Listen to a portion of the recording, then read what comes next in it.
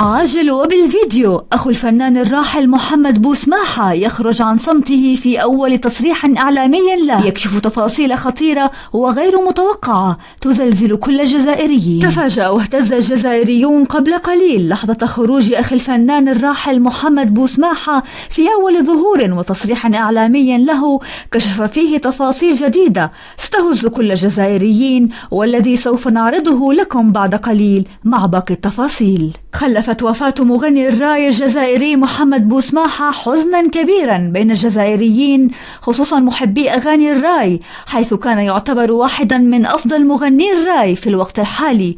ويذكر أن سبب وفاته هي حادثة مرور تعرض لها هو وشريكه في أحد الشوارع البلجيكية صباح يوم الاثنين الماضي مع الساعة 4 صباحا، حين اصطدمت شاحنة كبيرة بسيارتهم، مما تسبب لهم في إصابات كبيرة أودت بحياتهم. وتفاجأ كل الجزائريين قبل قليل لحظة خروج أخي الفنان محمد بوسماحة في أول ظهور وتصريح إعلامي له يكشف فيه تفاصيل جديدة حول قضية وفاة أخيه ويزلزل الجميع، حيث قال في تصريحه: أنا مصدوم جدا ولا أكاد أصدق أن أخي فعلا قد توفي. وقال أن لديه شعور وإحساس قوي بأن وفاة شقيقه لم تكن طبيعية، وقال من المحتمل أن يكون أخي قد مات مغدور من طرف أحد منافسيه في المجال الفني، خصوصا أن أخاه بدأت تزداد شهرته بشكل كبير في الشهور الأخيرة. وقال: لن أسكت عن حق أخي وسوف أفتح تحقيق لكشف الحقيقة،